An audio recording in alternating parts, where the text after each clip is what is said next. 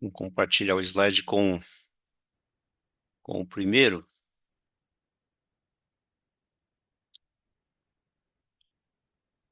versículo. Veio um dos sete anjos que tem as sete taças e falou comigo, dizendo: Vem, mostrar-te-ei o julgamento da grande meretriz que se acha sentada sobre muitas águas. Hoje a gente vai verso por verso, mas vai bem mais devagar, porque tem muitos detalhes que não são muito fáceis de interpretação, então a gente vai sem pressa. Notem que veio um dos sete anjos, um daqueles mencionados lá no capítulo 15, capítulo 16, e ele mostra a mulher a João. Essa mulher é a grande Babilônia, que é mencionada no versículo 18. A mulher que viste é a grande cidade que domina sobre os reis da terra. Nós vamos falar muito sobre isso nesse capítulo. Sobre a mulher, sobre a cidade, sobre a grande Babilônia. Talvez esse anjo que fala com João, dizendo que ia mostrar a mulher para ele, seja o anjo que derramou a sétima tigela, a sétima taça, durante a qual Babilônia foi destruída. Isso aí é os versículos 17 a 19 ali do capítulo anterior, capítulo 16. Mas, em todo caso, é um dos anjos, um daqueles. Então ele diz: Venha, eu vou te mostrar. Essa frase, ela vai ser usada mais tarde, ou ela foi usada mais tarde. Só admitir aqui mais duas irmãs. Essa frase ela é usada mais tarde lá em Apocalipse 21, versículo 9. Se puder ir na Bíblia aí para o capítulo 21 do Apocalipse, versículo 9, é uma frase que se repete. Aqui, no 17, diz: Vem mostrar-te-ei o julgamento da grande meretriz. E no 21, versículo 9, diz assim: Então veio um dos sete anjos que tem as sete taças cheias dos últimos flagelos, sete flagelos, e falou comigo, dizendo: Vem, mostrar-te-ei a noiva, a esposa do Cordeiro. É, notem aí o contraste que há, né? Aqui no capítulo 17, está se falando de uma mulher também, é claro que é alegórico, né? É um símbolo. É como aquela mulher lá que, no capítulo 12, aquela mulher no céu, com grávida, né? Com vestida de sol, com a lua debaixo dos pés, onde nós interpretamos como Israel. Então, uma mulher representando Israel e agora uma mulher representando a grande Babilônia. Eu vou só adiantar, mas depois a gente vai olhar os detalhes. Essa mulher, ela representa tanto um sistema mundial, como também ela é figurada como uma cidade. A cidade, certo, ninguém sabe qual é, né? Há muitas ideias. Qual seria essa cidade que seria o ponto central desse sistema mundial religioso que controla toda a Terra? Mas o contraste que nós estamos fazendo é que essa mulher do capítulo 17, versículo 1, ela é representada como uma prostituta, uma meretriz, uma mulher devassa. E lá no Apocalipse 21, 9, há um contraste. Lá, o anjo, um dos anjos que tem as sete taças, ele chama João para ver a esposa do Cordeiro, a igreja, né? Aquela sem mácula, a virgem.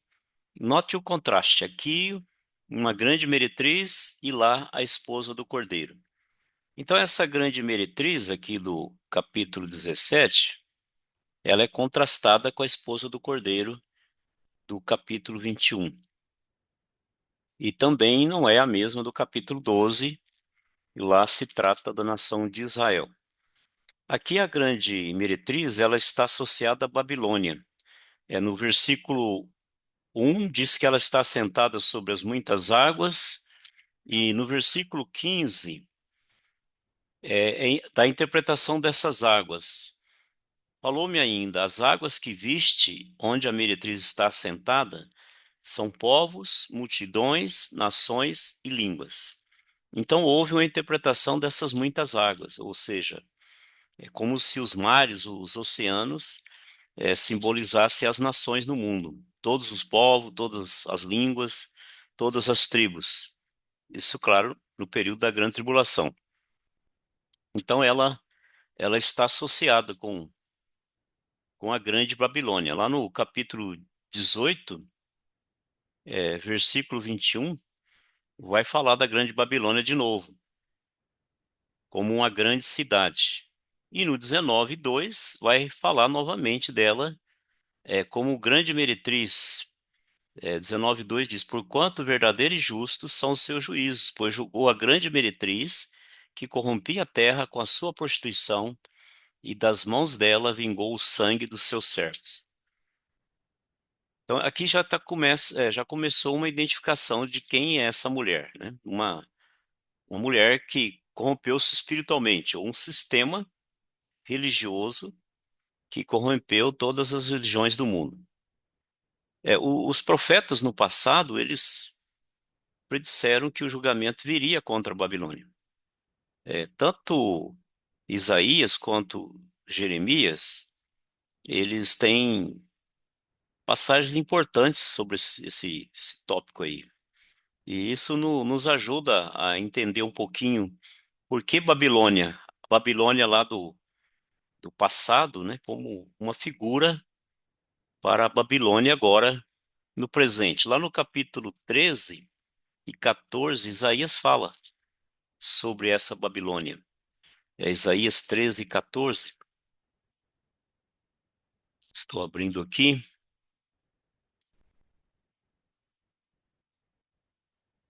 É o capítulo todo, mas tem alguns versos aí mais chaves, né, mais importantes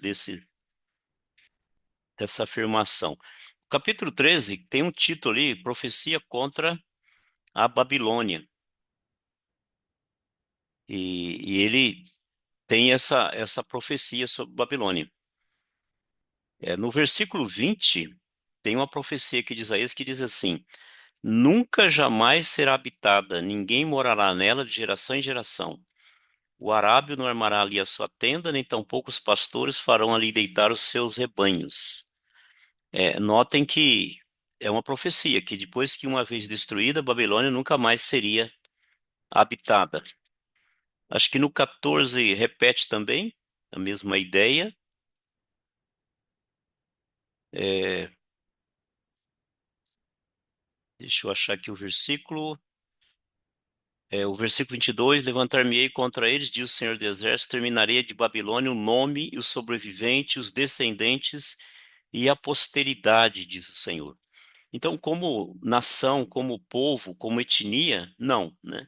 Então Babilônia ficou como um símbolo de corrupção espiritual, especialmente por causa da idolatria, também por causa da imoralidade, mas especialmente por causa da idolatria. O profeta Jeremias também escreveu sobre Babilônia, no capítulo 50, capítulo 50 de Jeremias,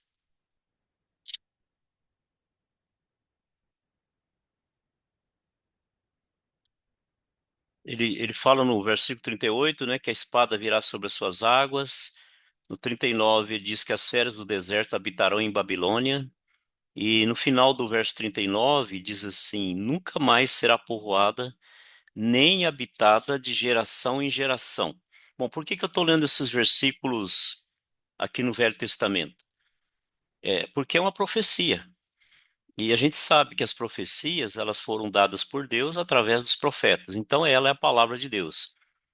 Comumente os profetas diziam, assim diz o Senhor. E ele dizia. Se aquilo que ele disse nunca se cumprisse, era uma falsa profecia. Mas não é o caso de Jeremias nem de Isaías, né? Aqui ele está dizendo que nela nunca mais será povoada, ela não nunca mais será povoada, nem habitada de geração em geração. Isso elimina qualquer possibilidade de uma reconstrução da Babilônia lá no lugar geográfico que ela estava localizada, que é Iraque, né? Hoje é o país do Iraque. Então é uma profecia. Se Deus falou, isso não vai acontecer, não pode reconstruir. Por que que eu estou dizendo isso? Porque vocês vão ler em alguns lugares, alguns comentários, alguns afirmando que é a Babilônia antiga que será reconstruída e ela vai ser a sede de todo esse sistema falso religioso que vai controlar o mundo na época da Grande Tribulação. Lembre que na Grande Tribulação vai haver uma união de religião, economia e política. Esses três sistemas serão usados pelo anticristo para controlar a humanidade. Então eu não vejo uma possibilidade de Babilônia ser reconstruída e ela se tornar essa cidade aqui que menciona no capítulo 17. Aí talvez você vai perguntar, bom, se não é Babilônia, qual cidade será? Não sei. Outros acham que seria Roma, né? Porque é o mercado, ou é a União Europeia, a Itália faz parte da União Europeia, Roma é a sede do catolicismo, e aí vai várias posições sobre isso. Eu também não sei se é Roma, não tenho certeza que seja Roma, né? Sendo uma cidade e ao mesmo tempo um sistema religioso. Mas o fato que é uma corrupção espiritual. E aqui é Quais as mencionado, outras, pois não. pastor, quais as outras possibilidades além de Roma que os teólogos falam, ventilam? Então, muitos estão assim aguardando. é, a União Europeia ainda não declarou uma cidade como capital, né? Eles começaram nesse processo, né, de uma moeda, né, uma bandeira que representasse a União Europeia, o mercado comum. Eles caminharam nisso. Então, muitos estudiosos eles estão muito atentos à União Europeia e agora parece que ela está ganhando um outro fôlego, né, com esse abandono dos Estados Unidos, especialmente na área militar. Eles estão se armando, né, estão se fortalecendo, renovando as alianças, e todo mundo está de olho na União Europeia para ver se eles vão escolher uma das cidades como uma capital da União Europeia, né, que é o Império Romano restaurado, né, que seria o Império Romano restaurado, naquela forma de 10 poderes, 10 reis, os 10 chifres, os 10 dedos da estátua. No momento, eu não vejo nenhuma indicação de alguma cidade, né? Que seria essa cidade? Qual seria? Não, não dá para saber. Mas ela é uma figura que, que poderá ter uma sede, né? Porque aqui fala que é uma cidade, mas representa um sistema mundial. Ela tem influência sobre o mundo todo. Hoje nós não encontramos uma cidade, mesmo pensando no catolicismo romano, é uma cidade que tem uma influência religiosa, né, espiritual sobre o mundo todo. Ela tem sobre os católicos, mas ela não tem sobre os muçulmanos. Muçulmanos seria Meca. E ela não tem sobre os evangélicos ou judeus, né? Seria Jerusalém, se fosse pensar numa cidade que seria referida, né? Então não há uma definição clara ainda.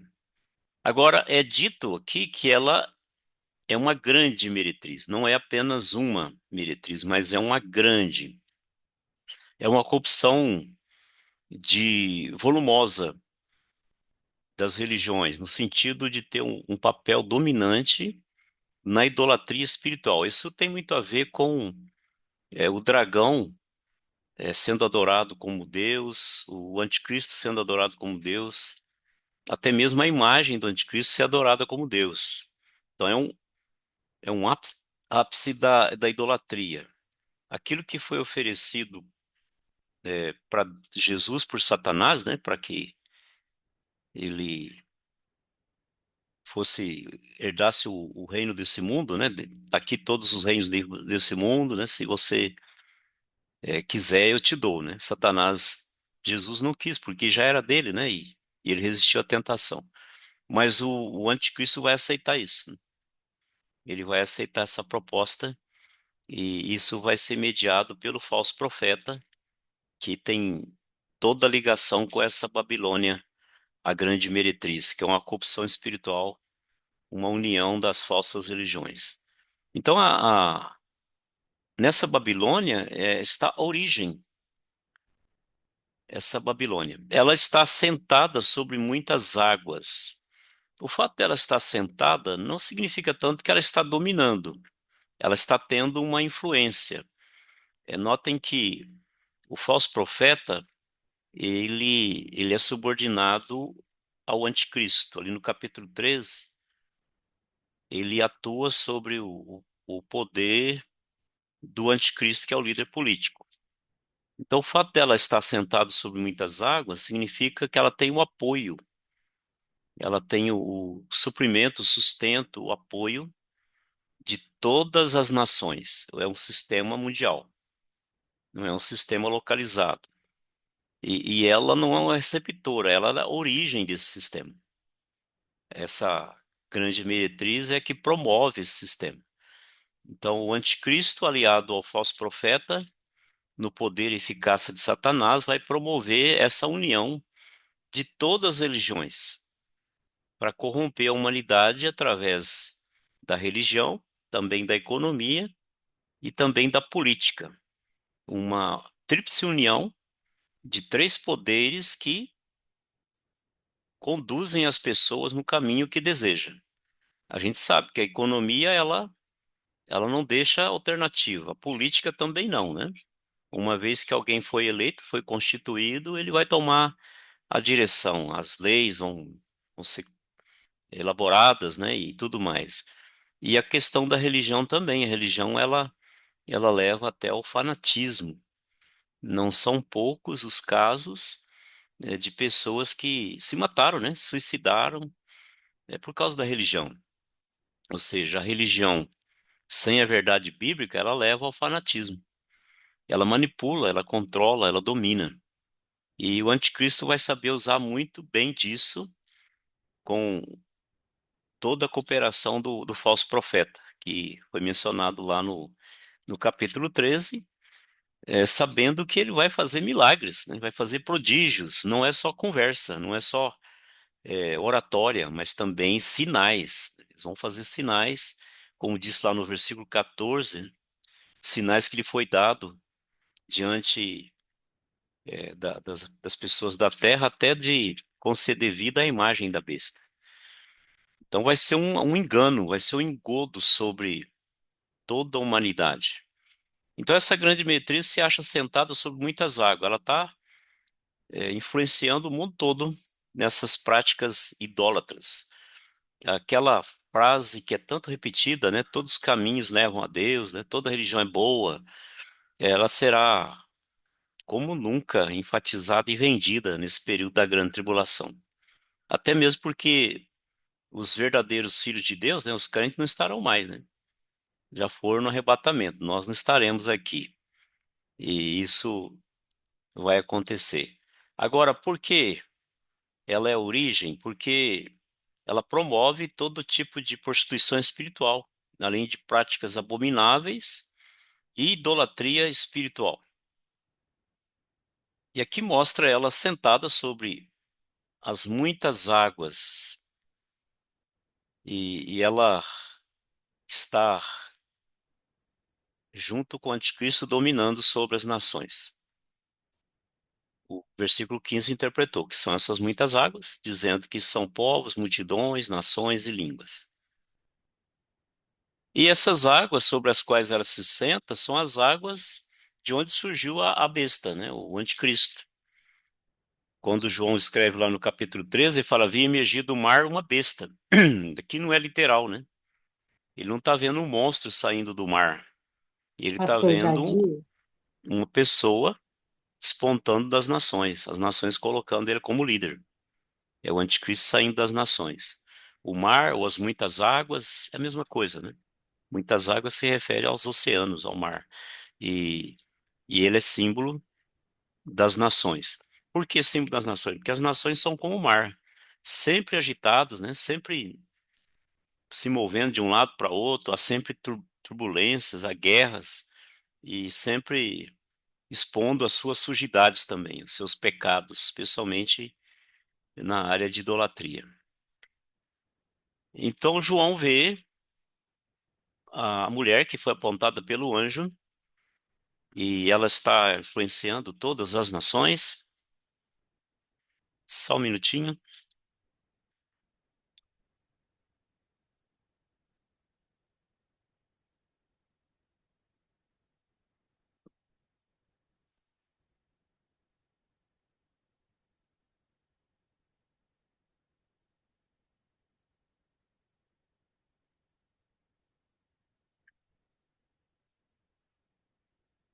O som não tá muito bom. Estou pegando um retorno aqui.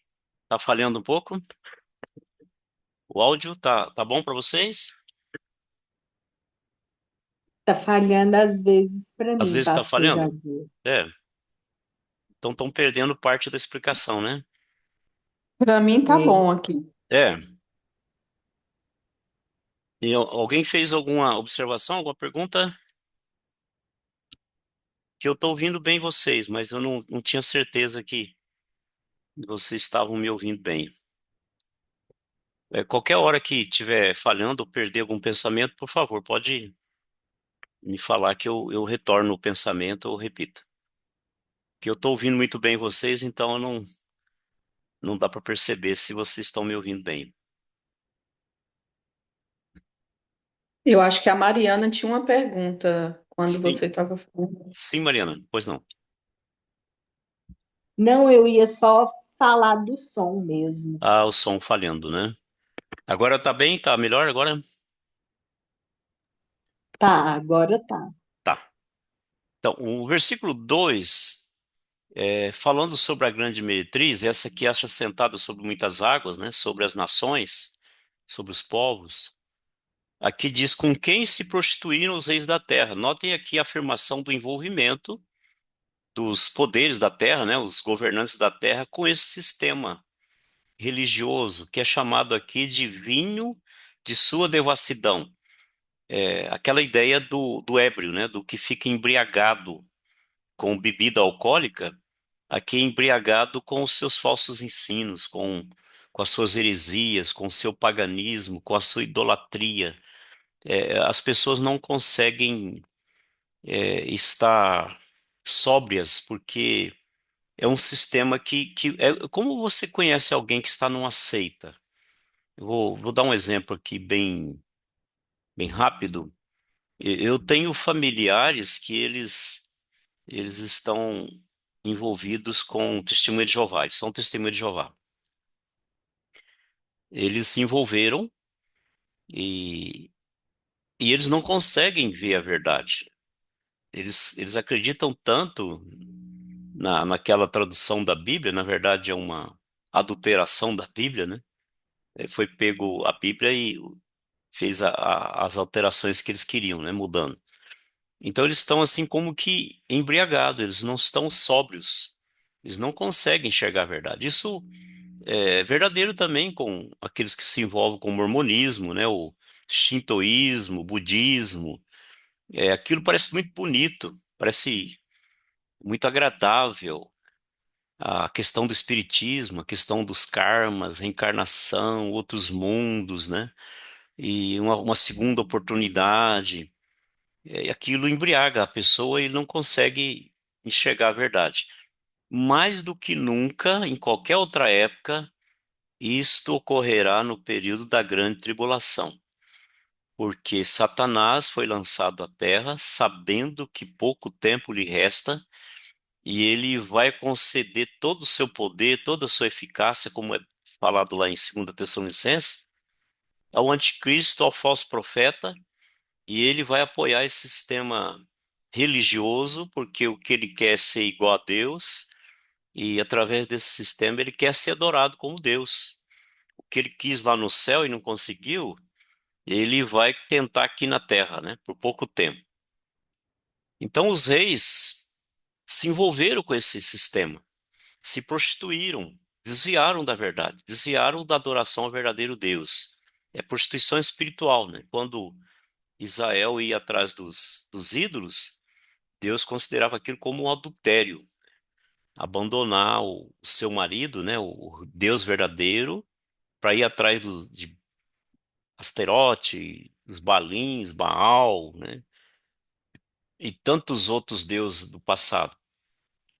Vai ser uma oferta tremenda de idolatria nesse falso sistema religioso.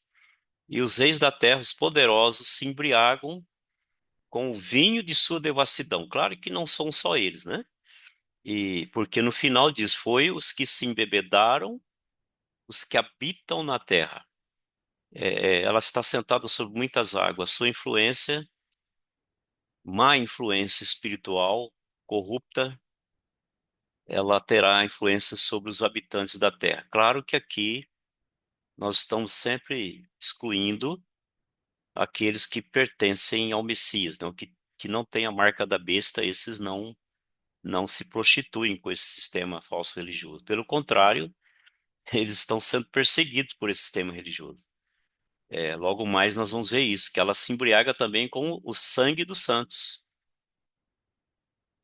Os reis se embriagam com o vinho da sua prostituição e essa meretriz se embriaga com o sangue dos santos. Ela derrama muito sangue.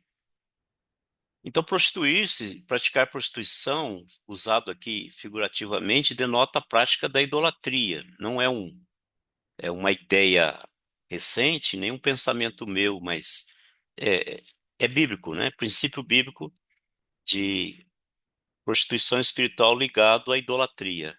Se você puder verificar no livro do profeta Oséias, Oséias capítulo 9, versículo 1, volta um pouquinho lá no Velho Testamento. Olha o que diz lá Israel sendo acusado de prostituição.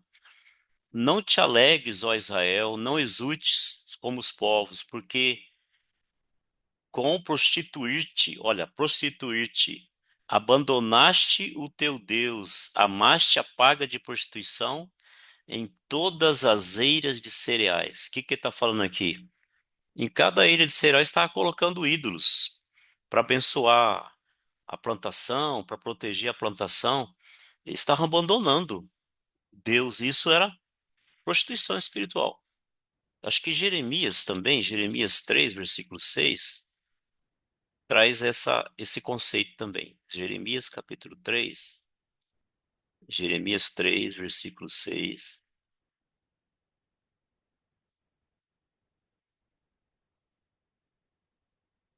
Disse mais o Senhor nos dias do rei Josias: Viste o que fez a perto de Israel?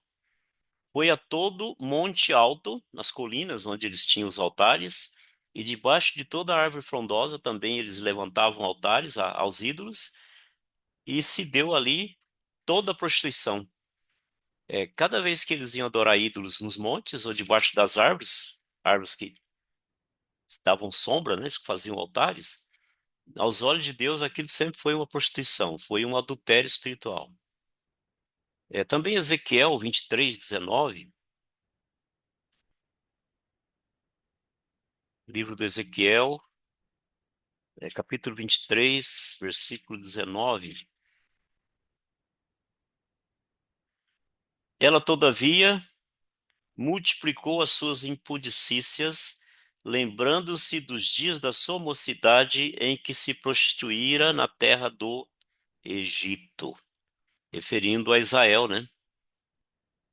Se prostituindo, ou seja, adorando ídolos. E tem mais, né? Aí, primeiro Crônicas também, mas eu acho que deu para estabelecer uma base, né? Que a idolatria é uma prostituição espiritual, é uma traição, é um adultério em relação a Deus. Claro que não se espera do crente idolatria, né? Isso seria um adultério espiritual. E é com essa mulher aqui de Apocalipse 17, a grande Babilônia, simbolizada por uma mulher, que os reis da terra se prostituem, mostrando que é uma unidade da religião e do Estado. Os poderes políticos se unindo à religião, por isso que fala se prostituem. É uma união. E ela fez eles beberem do vinho da ira da sua prostituição. Lembra lá do capítulo 14, 8, quando nós estudamos? 14, 8 Diz assim: seguiu-se, aqui é um prenúncio do que aconteceria com Babilônia, esse sistema religioso. 14:8 de Apocalipse. Seguiu-se outro anjo, segundo, dizendo: caiu, caiu a grande Babilônia, que tem dado a beber a todas as nações do vinho da fúria da sua prostituição, do seu falso sistema religioso, das suas heresias, da sua idolatria. Então, os reis, os poderes políticos se embebedam do vinho da devassidão da grande Babilônia, dos seus ensinos falsos, da sua idolatria, da sua adoração satânica, da sua adoração ao anticristo.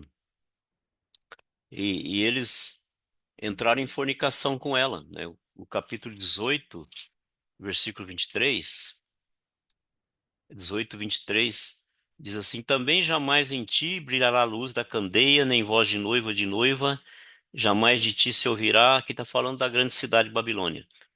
Pois os teus mercadores foram os grandes da terra, porque todas as nações foram seduzidas ou fornicaram, né, com você pela sua feitiçaria. Então, notem que é um grau maior, né, de corrupção espiritual. Não fica só na adoração ao ídolo, mas também em práticas ocultas, feitiçaria. A gente já vê em grande parte isso, né, dentro de muitas religiões, inclusive de alguns segmentos dos protestantes, dos crentes, né, dos ditos evangélicos, né. O que eles estão fazendo nada mais é que feitiçaria, usando amuletos, dando poder a coisas inanimadas e lançando mão dessas coisas, né? Que vem lá da antiga Babilônia. Então notem que essa prostituta ela tem aspecto político, ela está uma aliança com os reis da terra, ela tem aspectos comerciais, porque o capítulo 18 vai nos apontar isso, né? Também. E especialmente ela tem aspectos espirituais ou religiosos. Então os habitantes da terra se assemelham aos seus governantes, se juntam e se prostituem também com o vinho de devassidão dessa grande meretriz, grande prostituta que leva à idolatria. E o verso termina dizendo: foi o que se embebedaram os que habitam na terra. Versículo 3. Aí o anjo o leva em espírito a um deserto. Lembra que lá no começo João foi transportado em espírito ao céu, né? Viu o céu aberto. Aqui ele é levado a um deserto e viu uma mulher montada numa besta. Lembra lá, ela está sentada sobre as águas e agora ela está montada numa besta escarlate. O fato dela estar montada na besta escarlate não significa que ela está dominando a besta, né? Aqui a ideia do original seria ela estar sentada sobre a besta. Não é como alguém que monta um cavalo e domina ele com freios e cabresto, mas alguém que está sendo apoiada pelo sistema político, porque todo o contexto mostra que esse sistema religioso ele é subalterno ao sistema político. É o anticristo, o líder político que domina, não o falso profeta. Lá em Tessalonicenses, quando fala que Satanás concederá poder ao filho da perdição, aquele homem do pecado lá não é o falso profeta, embora ele também seja do pecado, né? Mas lá é uma referência ao anticristo, que é a besta que sobe do mar, não a que sobe da terra. Então aqui fala que ele viu uma mulher montada numa besta escarlate, é uma referência a que ela vem com apoio político.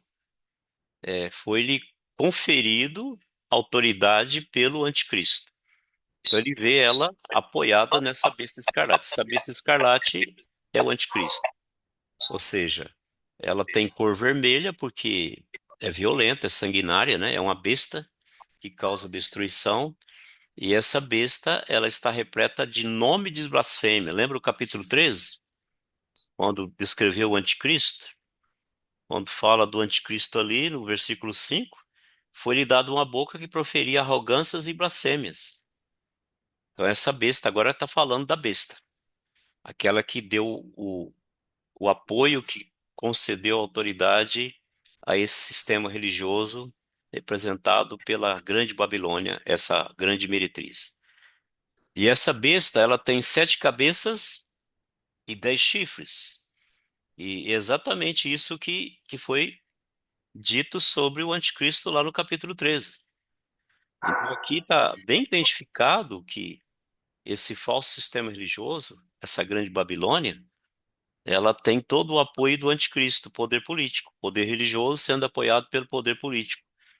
Aqui diz que tem 7 cabeças e 10 chifres, lá no capítulo 13, versículo 1, mencionando sobre o anticristo. Vi emergir do mar uma besta que tinha 10 chifres e 7 cabeças. É a mesma besta, o mesmo homem, mesmo líder mundial, o mesmo líder político, o mesmo anticristo. Os 10 chifres representam 10 poderes. O anticristo ele vem embasado no poder de 10 governantes. Lembra dos 10 dedos da estátua? 10 reis? Os 10 chifres do animal terrível, representando 10 poderes. Então, o anticristo, para assumir o governo mundial, ele tem que estar sendo suplantado não, apoiado, né, por 10 poderes, 10 sistemas de governo. A gente não sabe se são 10 pessoas, se são 10 mercados comuns, se são 10 alianças, se são 10 países mais poderosos. Só sabemos que são 10 poderes, porque chifre, segundo a interpretação bíblica, representa poder, e são 10 poderes. E mencionado como 10 governantes, porque fala 10 reis, né? Hoje não tem mais reis, mas na época tinha, representando alguém que tem poder sobre o povo, ou que governa sobre o povo. Então, assim como os líderes, o povo também foi embriagado com esse vinho, e ela tem esse apoio do poder político, que é o anticristo. Voltando aqui para o capítulo 17 novamente. Vi uma mulher montada numa besta escarlate, repleta de nome de blasfêmia, com 7 cabeças e 10 chifres. Agora o versículo 4 diz a aparência da mulher. Ela se achava vestida de púrpura, muito rica, né? Aí é realeza, é posses. Púrpura era a vestida dos ricos do passado. E de escarlata, ela se assemelha ao anticristo, que é violento e derrama sangue. Ou seja, ela toma parte no martírio daqueles que não têm a marca da besta. Ela vai fazer parte da perseguição. Ela está relacionada com o anticristo, por causa da cor escarlata, que é cor vermelha, e também com o dragão, que é apresentado no capítulo 12 como vermelho, referindo a violência, né, a mortandade que causa. E quero repetir que o fato dela estar sentada na besta, para mim, fala menos de influência e mais de apoio. Não significa que ela governará, mas que ela dominará junto com o anticristo, ou seja, ela sugere e o anticristo apoia, porque cumpre os seus propósitos, né? Essa é a questão. Cumpre os propósitos do anticristo. Ou seja, o anticristo, muito hábil politicamente, o intelecto poderoso, ele faz uso da religião para controlar o mundo também. Então, a posição de montar a besta indica, por um lado, que ela é apoiada pelo poder político da besta, e, por outro lado, que ela tem um certo domínio concedido pelo próprio anticristo. Mais uma vez, essa besta tem nomes de blasfêmia, aí diz, né, que essa besta tem nome de blasfêmias, e isso identificou lá com a besta do capítulo 13. E também as 7 cabeças das chifres também reportou lá a besta do capítulo 13. É isso que está mencionando aqui. Então, a mulher vestida de púrpura, de escarlata, adornada de ouro, de pedras preciosas. Nota que eu falei do poder econômico, né? Então, ela está adornada de ouro, as suas vestimentas, pedras preciosas, pérolas, e tendo na mão um cálice de ouro. Ou seja, é um sistema religioso poderosíssimo, com muito recurso financeiro. E a gente tem notado, né, uma inclinação, né, uma investida para o lado de riquezas. Lembra que a igreja de Laodiceia, a própria igreja morna, a igreja nominal, ela é rica. Ela entra na grande tribulação com muito patrimônio, com muito recurso, mas espiritualmente pobre, né? Cega e nu. E isso vai ser também uma característica desse sistema religioso mundial. Muito recurso, muito dinheiro, muito ouro, pedras preciosas, pérolas. Economicamente, ela é muito rica. E esse cálice de ouro que ela tem na mão, aí representando simbolicamente, né, o que ela detém, transborda de abominações e com as imundícias da sua prostituição. Então a gente pode imaginar o tipo de aberração que vai acontecer nesse sistema de adoração ao anticristo. E a gente pode lembrar da idolatria na Grécia, né? Estava sempre ligado à imoralidade. As sacerdotisas do templo eram prostitutas no cais, sempre ligado com coisas erradas, né? Com imoralidade. E Satanás ele promove isso, né? Ele vem para promover isso, corromper os homens e agradar a carne e dar vazão ao pecado. E ela vem com isso, embebedando as pessoas com abominações e com imundícias de toda essa idolatria e todo o seu culto imoral e depravado. Isso tudo vai acontecer. Então, as vestes escarlates, linho fino, riqueza, representando o poder econômico que tem, essa religião, além de ser consumida pela idolatria, também é pelo materialismo. Valoriza aquilo que é material, aquilo que é símbolo de riqueza diante dos homens.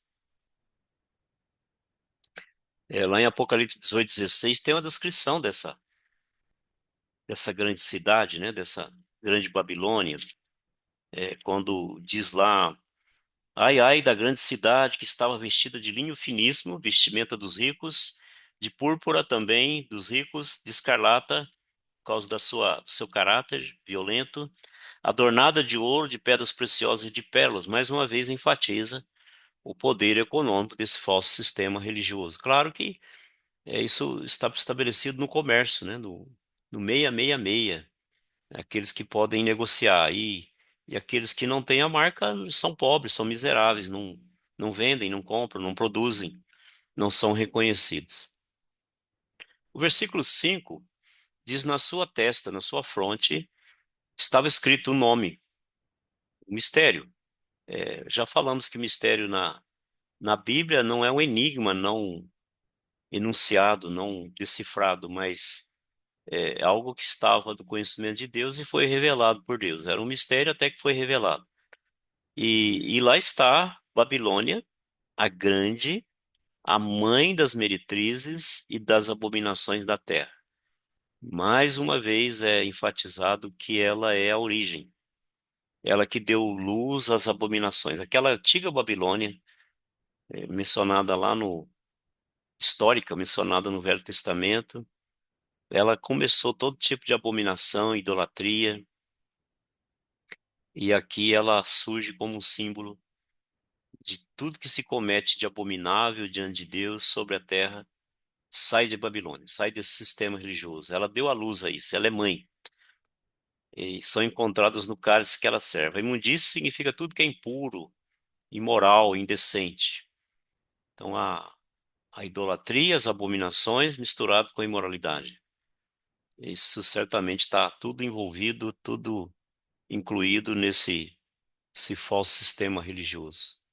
E a gente está vendo isso, né? O mundo caminha para isso, né?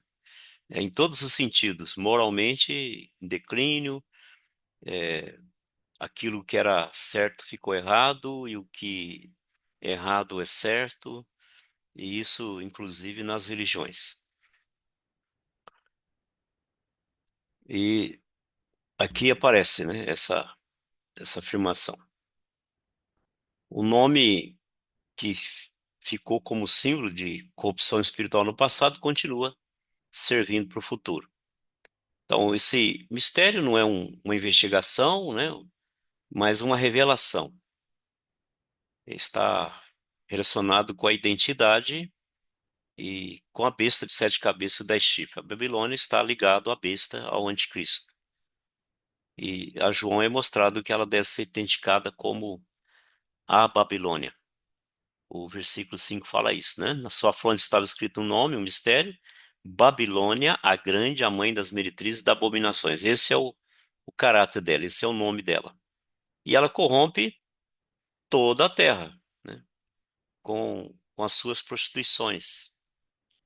É o que foi dito lá é dito no capítulo 19, versículo 2 também.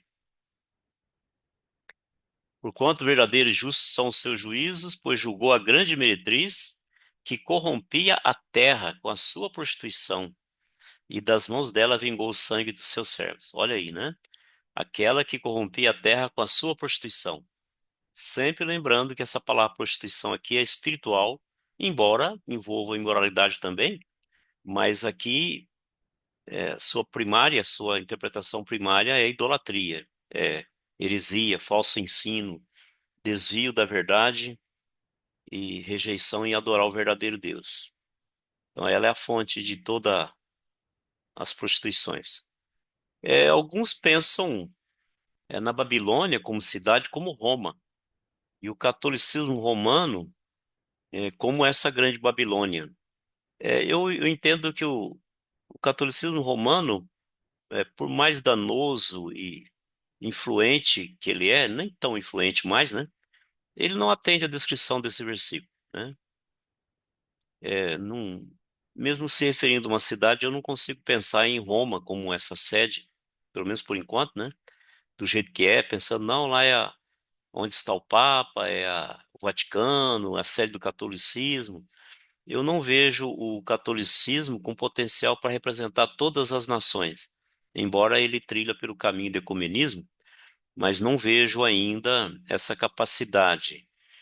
Por que que eu estou dizendo isso? Porque essa mãe das meretrizes, abominações da terra, ela não abarca, né, toda a terra. O romanismo não tem esse poder, né, de envolver o confucionismo, o budismo, o hinduísmo, o xamanismo, o taoísmo, o shintoísmo, animismo, astrologia, feitiçaria, espiritismo, e tudo mais, né? É como diz Paulo lá em 1 Coríntios 8,5, muitos deuses e muitos senhores. Não há ainda no romanismo, ou na Igreja Católica Apostólica Romana, essa capacidade, nem no Papa esse domínio, e nem em Roma essa influência. Estou dizendo, por enquanto, né? Não vejo isso. Não vejo que o domingo é o sinal da besta, não vejo que o Papa é o anticristo, especialmente esse, né? E outros que vieram, que alguns diziam, o João Paulo é o anticristo. Não, era muito fraco para ser o anticristo, né? E o anticristo não é um líder religioso, mas um líder político. O falso profeta é um líder religioso, mas segundo minha interpretação particular, ele é um judeu e não um gentil. Então isso elimina a possibilidade de ser um papa. É difícil, né? Um papa judeu teria que passar muita água debaixo da ponte, de baixo para cima, não de cima para baixo. Mas é opinião pessoal, né? Opinião muito pessoal minha. Versículo 6. E João vê a mulher embriagada com o sangue dos santos. Notem que ela se embriaga com o sangue dos santos. O que significa isso? Não é pouco sangue. Ninguém se embriaga com pouca bebida. Ninguém se embriaga com pouco sangue.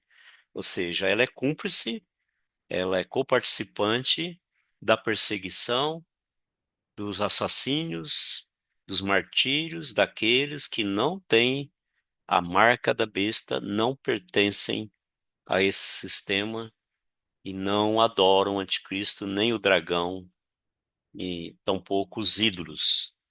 Então ela persegue junto com o anticristo, o sistema religioso identifica e eles matam, e muitos serão os mártires nesse período. E João vê ela embriagada com sangue. Imagina para um judeu como João, que sabia, né, a importância do sangue, né? O sangue tinha que ser derramado. Ver uma figura dessa, né? Uma mulher tomando sangue sangue das testemunhas de Jesus. Aí não só os 144 mil, né? Mas todos aqueles que dão o seu testemunho e ficam firmes até o fim. E quando a vi, quando ele viu a mulher fazendo isso, admirei-me com grande espanto. Era uma abominação para João ver isso. Sangue sendo tomado, né? Sangue não podia nem ser comido na carne, tinha que ser derramado. E ali ela está se embriagando com o sangue. Para ele era uma visão, né? Para nós é um simbolismo. O João via as coisas como reais, nós vimos como um símbolo, porque não é uma mulher, né? Não está bebendo sangue, mas está derramando sangue e ela está matando pessoas. É isso que está dizendo aqui. Então, quando a Babilônia finalmente é destruída, é dito que os santos apóstolos e profetas foram vingados, ou seja, esse sangue que foi bebido pela grande Babilônia, a grande meretriz, esse falso sistema religioso, é vingado lá em Apocalipse 18, 19, o sangue daqueles que foram mortos. 18, 19,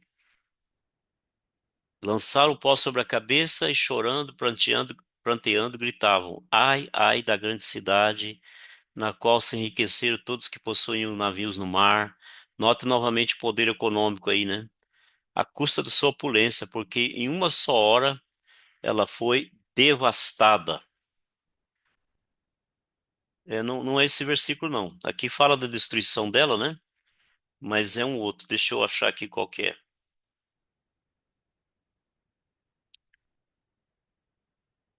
Todo o capítulo fala da devastação dela. Eu anotei errado esse versículo, não é isso que eu queria ler aqui.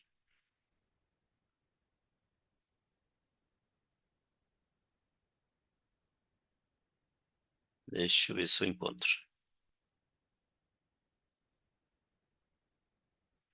O 10 fala, chegou o seu juízo.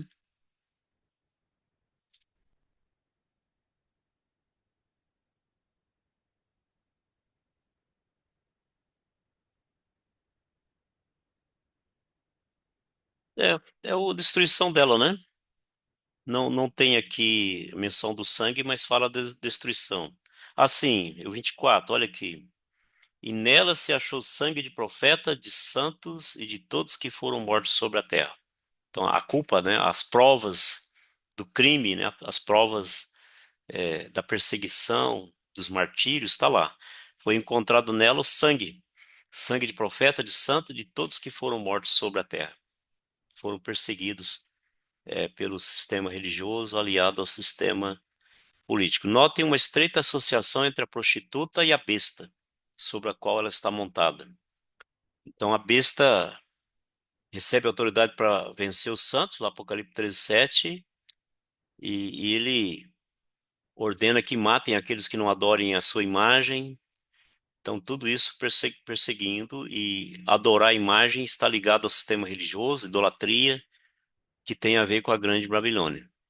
Estar embriagado foi algo que ofendeu e escandalizou muito a João.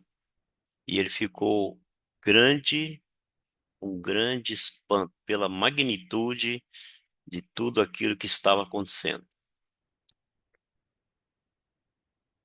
Versículo 7. O anjo, porém, me disse: Por que te admiraste? Dir-te-ei o mistério da mulher e da besta, que tem as 7 cabeças e os 10 chifres, que leva a mulher. Então, essa aliança que há entre eles, ela permanece por um certo tempo, mas ela é quebrada.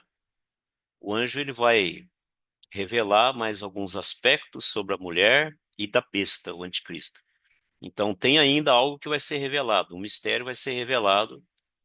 Por que houve essa aliança e até onde vai a aliança? Quando fala aqui que a besta leva a mulher, significa que o apoio da grande meretriz, desse falso sistema religioso, é dado pelo anticristo, que tem 7 cabeças e 10 chifres. Isso aí já nós comentamos um pouco ali no capítulo 17, versículo 3, né? E e passa a falar sobre isso. A besta que viste era e não é, está para emergir do abismo e caminha para a destruição. Aqui é um jogo de palavras que parece um, um enigma, né? Adivinha o que é isso, né? Era e não é, está para emergir do abismo e caminha para a destruição. Vamos tentar encontrar no texto aqui, no, no livro do Apocalipse, a explicação.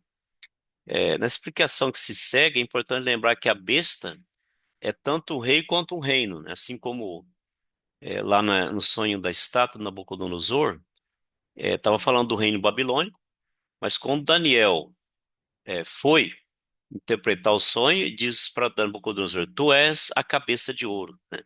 O Império Babilônico, na pessoa do rei, é a cabeça de ouro. O rei representa o reino. E aqui também, a besta e o reino estão associados, estão fundidos numa coisa só. Então diz: foi, era e não é, e caminha para a perdição. Então, isso aqui dá algumas informações sobre algumas fases na vida do anticristo aí no período da grande tribulação. Então ele era, né? Ele teve uma ascensão política, depois teve a cabeça ferida, né? Houve uma morte, uma ferida mortal, e depois, num milagre, há uma ressurreição, né? Alguns duvidam que seja, outros acreditam que seja. Aí nós estamos falando tudo de Apocalipse capítulo 13, né? Quando. Será que eu preciso voltar lá? Acho que é bom eu voltar, né? Tem um tempo que a gente passou por lá. Quando é mencionado lá, veja o que foi dito aqui. Versículo 12, falando sobre o falso profeta, o falso sistema religioso, a grande Babilônia, exerce toda a autoridade da primeira besta. Então, veja que é uma autoridade conferida pelo anticristo para o líder religioso, na sua presença. Faz com que a terra e seus habitantes adorem a primeira besta, que é o anticristo, cuja ferida mortal fora curada, né? Então não é porque houve uma morte e está para emergir, né? Volta nesse milagre, né? Esse milagre satânico, né? Um milagre dessa volta à vida. Se é simulado ou verdadeiro, a gente não sabe, né? Mas aos olhos da humanidade, ela morreu e voltou a viver. Mas caminha para a destruição, né? Ela sumiu, morreu, voltou à vida, mas vai ser destruída, né? No sentido de condenada, né? Aí está Apocalipse 19, quando Cristo volta e ela é vencida e jogada no lago do fogo. Então, na sua ascensão, depois dessa ferida aí, que ela derruba as duas testemunhas, lembra que ela vence as duas testemunhas? E tem essa vitória, né? Após essa restauração milagrosa promovida pelo falso profeta, né? Sistema religioso. Mas é dito que ela caminha para o abismo. No final aí do Apocalipse, capítulo 19, o falso profeta e o anticristo são jogados, são lançados no abismo, não é assim? Deixa eu ver aqui a referência. Apocalipse 19, versículo 19. Eu vi a besta e os reis da terra com os seus exércitos congregados para pelejarem contra aquele que estava montado no cavalo, que aqui é Jesus Cristo, e contra o seu exército. Mas a besta foi aprisionada e com ela, né, o falso profeta. E eles foram lançados vivos dentro do lago do fogo que arde com enxofre. Caminha para a destruição, né? Caminha para a, a eliminação. Não, a palavra eliminação dá a ideia de cessação de existência, né? Não é isso que acontece. É eliminação de atuação, de atividade, de poder. Então, a besta que viste, que era e que não é, está tudo falando do anticristo mesmo, né? A besta se refere ao anticristo, fala das etapas, né? Assumiu, depois houve essa ferida mortal, depois ela voltou, mas caminha para a destruição. E aqueles que habitam sobre a terra, cujos nomes não foram escritos no livro da vida, o livro da vida significa aqueles que pertencem a Deus, né? Se Pastor alguém. Jardim, Pois não. Só um minutinho. O abismo, a Bíblia não chama o lugar onde os não salvos irão de abismo, o inferno? O abismo também era chamado do mundo dos mortos, né? Também o lugar onde a prisão de Satanás, só que aí dá uma dificuldade, porque no capítulo 19 não fala que eles são lançados direto no abismo, né? Mas que são lançados no Lago do Fogo. Que o Lago do Fogo não é o abismo. O Lago E do onde Fogo fica é o isso? destino final, né?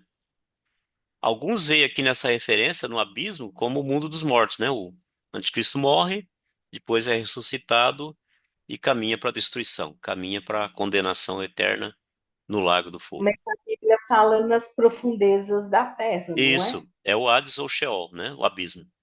É, o abismo onde estão, por exemplo, os demônios lá, os gafanhotos, é aquele lugar entre o paraíso, né, e o inferno, né? Profundezas da terra, o Hades ou Sheol, o lugar, o mundo dos mortos, né? Mas concretamente a Bíblia fala que é debaixo da terra, não é?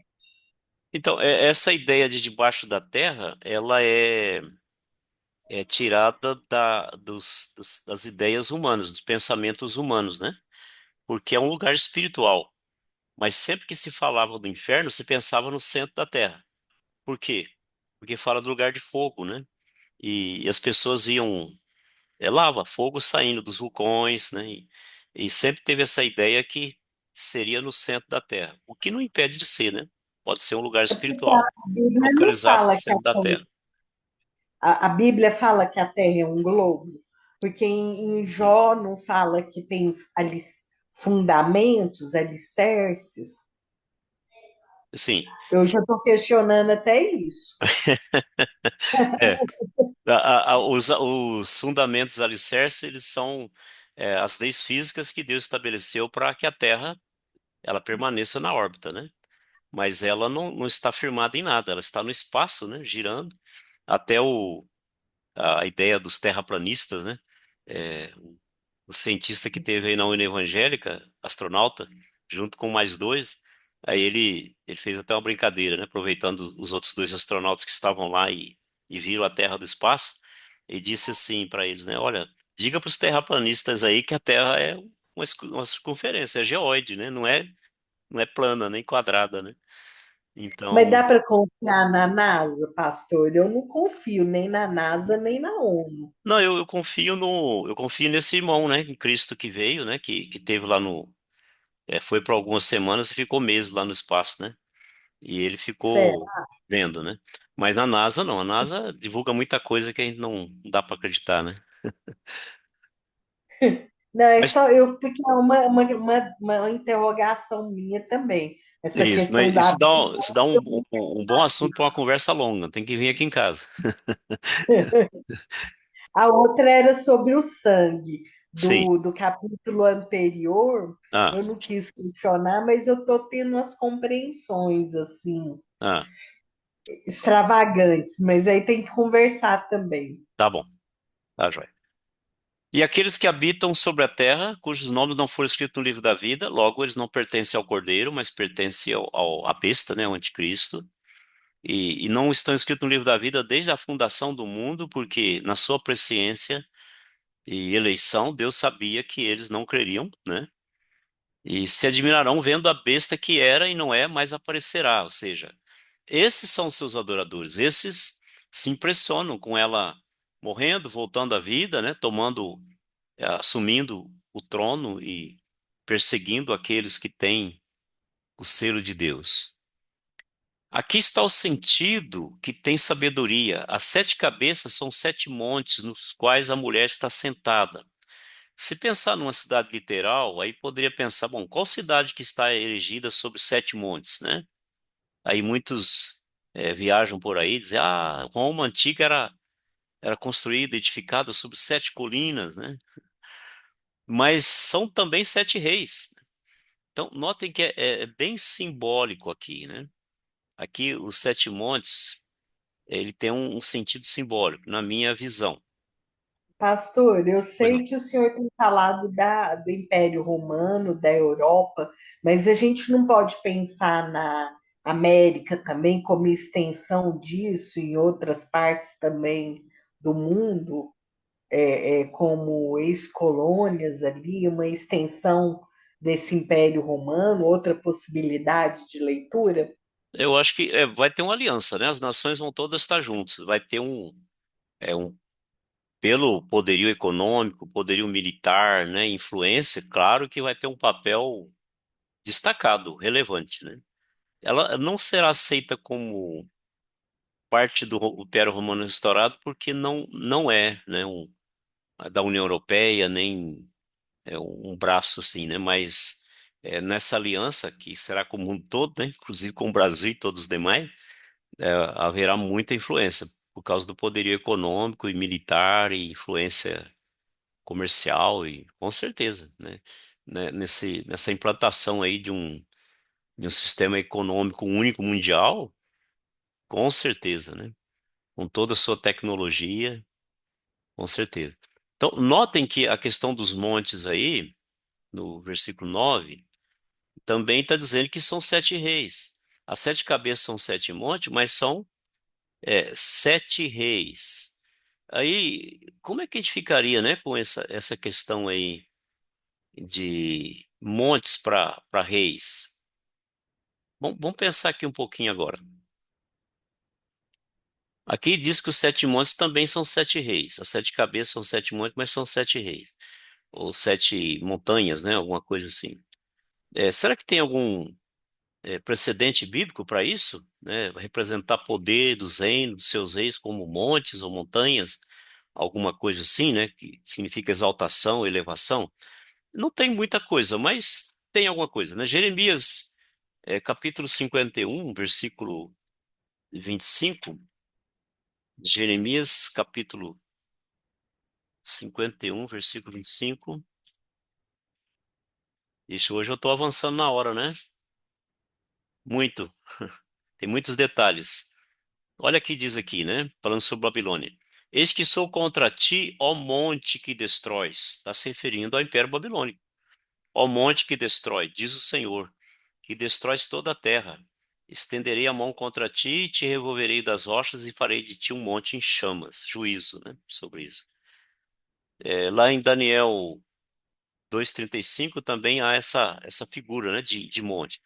Bom, o importante é que essa 7 montanhas, 7 poderes, junto com a oitava, serão eventualmente destruídas pela pedra que é Cristo, né? Dos quais caíram 5, 7 reis, dos quais caíram 5. Uma possível interpretação aqui é que a gente pegaria, pensando na base, né, a estátua de Nabucodonosor, e os sonhos de animais lá da visão de Daniel. A gente pensaria aqui, né? Egito, Assíria, Babilônia, Pérsia e Grécia, né? 5 caíram. Um existe, na época de João existia um, né? Qual que era? O Império Romano, né? O Império Romano existia ainda. E outro ainda não chegou. Ué, que seria esse? Império Romano restaurado, né? Que é futuro. E quando vier, ele deve continuar por um curto período de tempo. Aí você poderia pensar, 7 anos só. Não. 7 anos, os 10 reis não dominarão sobre 7 anos. Apenas um curto período de tempo. Quem vai dominar a maior parte do tempo é o anticristo, que vem com o apoio do Império Romano restaurado, dos 10 reis, mas é um império fundamentado no dragão, Satanás, né? Então aí diz, 5 caíram, né? Já passaram, Egito, Assíria, Babilônia, Pérsia e Grécia. Um existe, na época de João, Roma, e outro ainda não chegou, Império Romano restaurado. E quando ele vier, quando esse império existir na forma de 10 reis, vai ser por pouco tempo. Alguns versículos depois, nós somos informados de que os 10 chifres, todos ali, recebem autoridade por 1 hora. Veja o verso 12. Volta lá no Apocalipse. Apocalipse 17:12. Apocalipse 17:12. Quando diz assim: os 10 chifres que viste são 10 reis. Aqui já não tem problema, né? Nós já vimos isso lá no 13, também vimos lá em Daniel. os quais ainda não receberam reino. Então, para João ainda é futuro, né? Ele estava na ideia na época do Império Romano, mas o Império Romano não tinha 10 reis, tinha no máximo dois, né? Quando dividiu em dois, papal e oriental, mas nunca 10. Mas isso vai ser na grande tribulação. Mas recebem autoridade como reis. Eles vão receber no período da grande tribulação. Com a besta, junto com o anticristo, durante uma hora, pouco tempo. Eles não reinam junto com o anticristo os 7 anos. Eles vão reinar um pouquinho de tempo. Se a gente fosse fazer um cálculo matemático, né, pega 7 anos aí, vamos ver quanto dá em horas, uma hora, né? Quanto daria dias? Não, não é isso, né? Só para simbolizar, é pouco tempos, né? Pouco tempo que vai acontecer. Aí o versículo 11 diz: E a besta que era, né, e não é, que mencionou no versículo anterior, né? Começou, depois morreu, depois subiu, né? E caminha para a destruição. Também é ele o oitavo rei, né? Então notem aí os cinco que vieram, né? O outro que virá, né? Que é o sexto, que é o Império Romano restaurado, o futuro reino mundial, né? E junto com o Anticristo, e ele é considerado como o oitavo rei que procede dos sete, caminha para a destruição. Ele está fechando todo o programa da estátua de Nabucodonosor, porque ele é os pés da estátua. E ele caminha para a destruição porque a pedra lá do sonho de Nabucodonosor, que é cortada da rocha sem auxílio de mãos, ele dá impacto com os pés da estátua e todo o domínio dos gentios desaparece. Então aqui é um símbolo de poder. Então, essa duração do último reino antes da ascensão da besta é por muito pouco tempo, é apenas uma hora. O sétimo reino está conectado com a besta, né? Porque ela é contada como um oitavo rei. Ela domina junto com os 10, depois ela domina sozinha. Os 10 chifres que vi são 10 reis, os quais ainda não receberam reino. Isso é futuro. Na época de João, o Império Romano tinha um imperador, mas recebem autoridade com os reis com a besta durante uma hora. Vão reinar com o anticristo por um pouco tempo. Depois ele assume, exige que seja adorado e obedecido e não dá chance para ninguém. O versículo 13, deixa eu localizar aqui, versículo 13, diz que tem estes, os 10 reis, um só pensamento. Eles têm uma aliança, um plano só, uma somente, e oferecem à besta o poder e a autoridade que possuem. Notaram? Eles são apenas uma ponte, um trampolim para empossar o anticristo. Esses 10 governos, esses 10 poderes representados pelos 10 chifres. E eles, por pouco tempo, eles têm o mesmo pensamento, o mesmo propósito de ceder todo o domínio para o anticristo. Por quê? Porque é propósito de Deus. Veja o versículo 17. Diz, porque em seu coração incutiu Deus que realizem o seu pensamento, o executem a uma e deem à besta o reino que possuem, até que se cumpra as palavras de Deus. Tal qual aqueles gafanhotos, demônios do abismo, que são usados por Deus para causar juízo sobre a terra, aqui, os reis são usados, está incutido neles, tem um pensamento só de colocar o anticristo sobre o governo de toda a terra. Deus usa demônios, Deus usa ímpios, Deus usa idólatras, Deus usa quem ele quer. E o anticristo aceita a oferta de Satanás, né, de dominar sobre toda a terra, coisa que Jesus recusou lá em Lucas capítulo 4, versículo 6. Então, embora todos os 10 deem o seu poder e autoridade à besta, por alguma razão não especificada, a besta se volta contra 3 deles, né? Lá em Daniel 7:20, fala que ela destrói, ela quebra 3 chifres. Dos 10, ela quebra 3, aí ficam 7.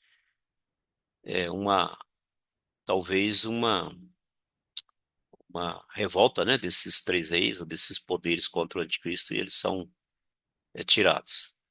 O, o versículo 14 diz que esses reis, aliados com o anticristo, pelejarão eles contra o cordeiro.